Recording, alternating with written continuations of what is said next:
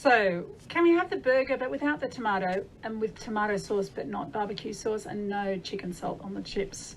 I hate to say it, but that is my family out and about ordering in a cafe or restaurant, and at times it's embarrassing, basically, isn't it?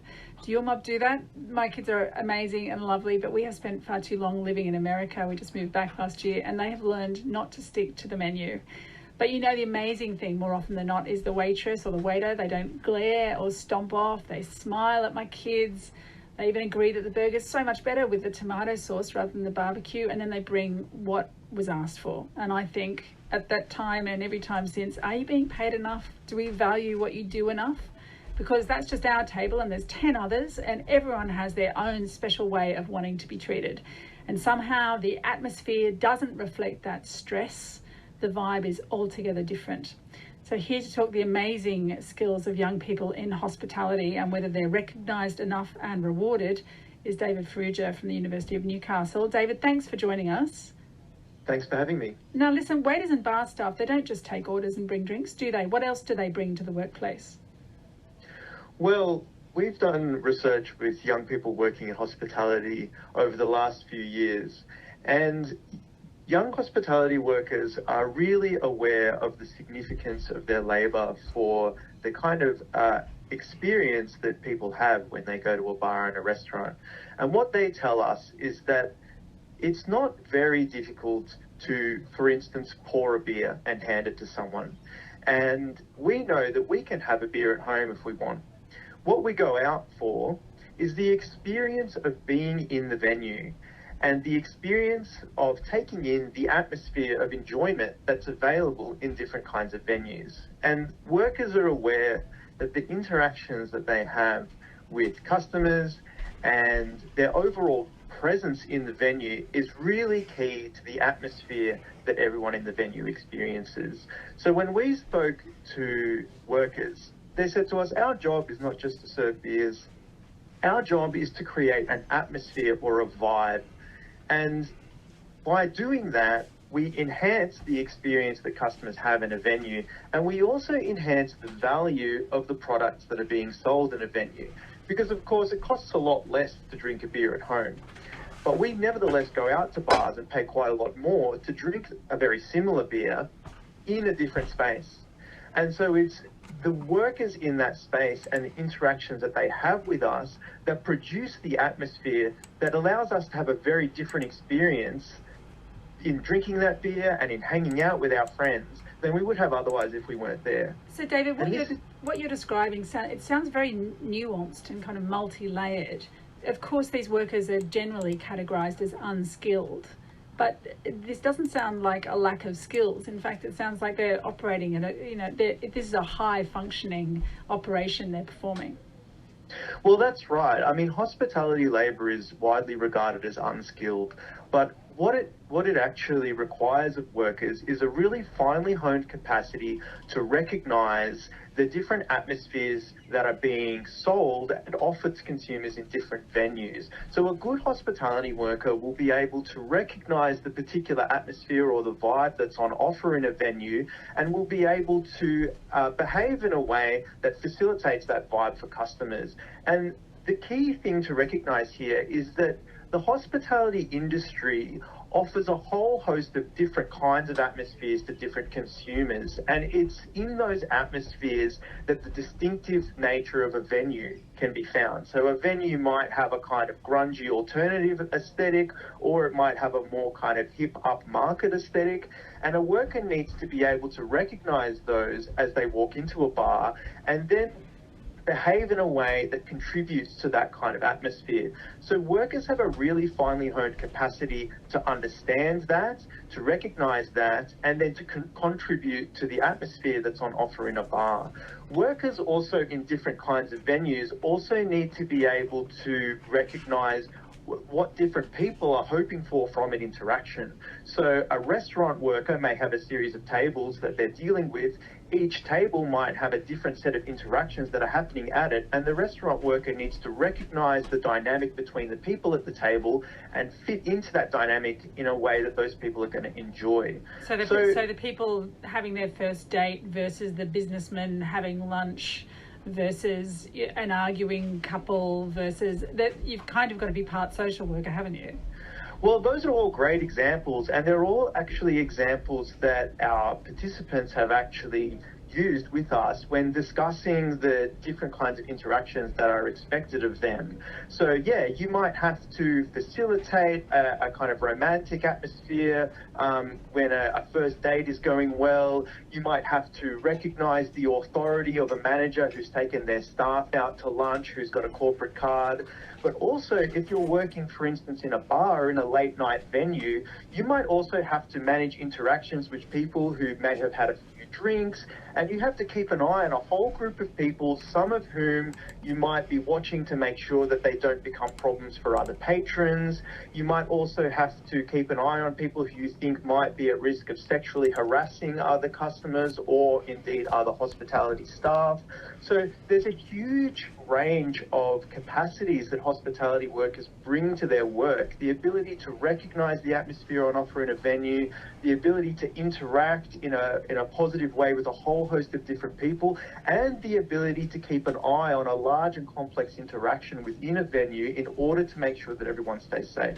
That's a lot of responsibility, isn't it, for workers, if you tally it up in that way as you have. But I guess if customers cross the line, as you describe, that group of people that you're watching closely, is it the workers' responsibility to deal with that? At what point do the owners need to, or the operators need to intervene? Well, our workers have had a lot to say about this. It's the bar staff or the restaurant staff that are the ones that are, they're the first to know. And in fact, many of them consider it their responsibility to intervene before any problems really emerge. So they might do something like try to redirect someone who's behaving in a possibly problematic way or who has maybe had a little bit too much to drink away from a context in which they think this person might cause a problem. Mm-hmm. And that might diffuse a situation before it even emerges.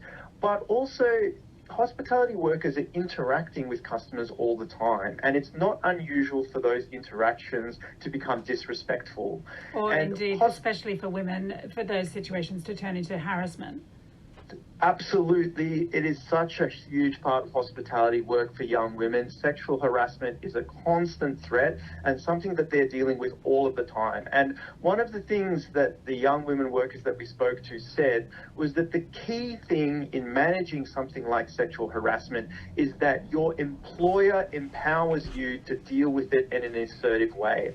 And right now, the degree to which staff are empowered to do that is really at the discretion of employers. So in some instances, employers do have a zero tolerance attitude to sexual harassment and will empower their staff to have people, for instance, removed from venues. But other employers effectively told staff that this was just something that they had to deal with at work, it was just part of the job, and they had to just suck it up. And there's very little discretion that the worker can themselves deploy when they're in a situation like that. If their employer or their manager doesn't empower them and support them to deal with these situations, then they're in a really disempowered situation, and they can be made very vulnerable. That's true, that sense of powerlessness. I mean, I remember waitressing back in my kind of late teens when I was at uni in Newcastle. And I worked for what was, I guess, a bit of a hipster venue back in the day. And a whole bunch of businessmen had come in for lunch. And I think it was a table of 10. And they'd had a set menu because it was such a large number for that relatively small restaurant. And all the guys at the table decided that they didn't want to have what the set menu was, that they were all going to order off the blackboard. And I had to explain to them that we actually didn't have the food in the kitchen to manage that number of orders, and that they'd have to stick to the set menu, which had all been signed off on them before they turned up. Anyway, I had to go around the whole table, and they all ordered things that I couldn't bring them one after the other, and it turned into a bit of a game where they were just enjoying my discomfort and having to explain to all of them that they couldn't eat that if they ordered it.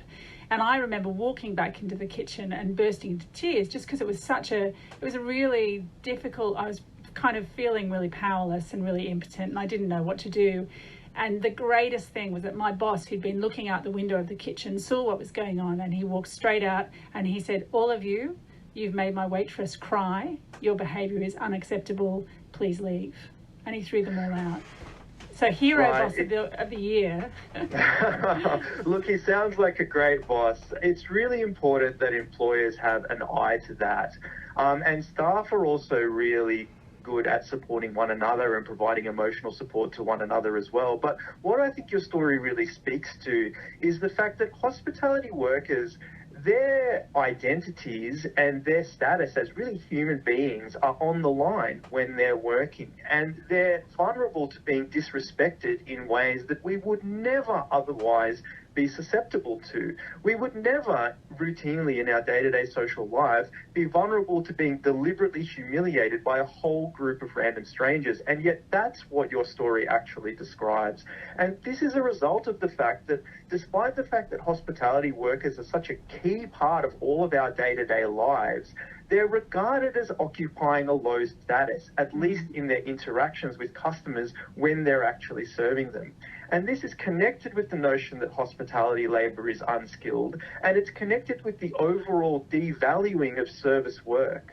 So I think what we need to do is recognise that hospitality workers are bringing a set of unique and highly honed skills to their work, and that we can't just behave towards them as though they exist purely to serve us, as though they're a series of vending machines, or that they just exist for our enjoyment. These are human beings, and their respect as human beings is on the line when we deal with them in every interaction that we have with them in a bar or a restaurant. So it is also up to us as consumers to behave in a respectful manner towards hospitality workers. And when we do, we will have a better time. I mean, we will have a more positive interaction with that worker. And so will they, presumably. I guess a bit of empathy goes a long way, doesn't it? I mean, what's your advice if you're in a restaurant and you see someone being hassled, for example, a young woman waitress being hassled by someone? You know, is there a stage at which you mention that to someone, or you have words with the waitress and say, look, we see what's going on, do you need some help? Look, it's always nice to do that, but what the workers in our research have always said to us is that it's really up to the employer to create a respectful and safe working environment for their workers. And the thing that we would like to emphasise as well is that it's in employers' interests to do this, because what our workers have said to us is that when they have the experience of respect and safety and belonging at work, they can often form very strong personal identifications with the venues that they work in. And this is good for employers. It helps with staff retention, and it also means that venues work better because people are happy at work, workers are interacting with one another well, and when workers interact with one another well and when they interact with employers well, the atmosphere of a venue is better. You can tell, can't you? You can always tell a happy place when you walk into it. If everyone is smiling, it's very difficult to fake that. It's something that needs to be authentic. David, thank you so much for joining us today. I've learned a lot. Thank you so much. Okay, cheers. David Farrugia, who is a senior lecturer and sociologist at the University of Newcastle, talking about the value added by the brilliant waiters and waitresses and young people in bars and restaurants in the hospitality industry, and how they need to be more considered and protected.